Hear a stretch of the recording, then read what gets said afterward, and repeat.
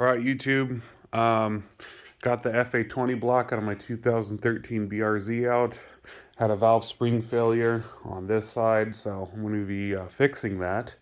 Um, I'm documenting this whole process. I already got a video uploaded on how I pulled the engine and what it took to do that. I'll be releasing another video on how, as soon as the engine's out, how I disassembled everything to basically the long block. So stay tuned for more.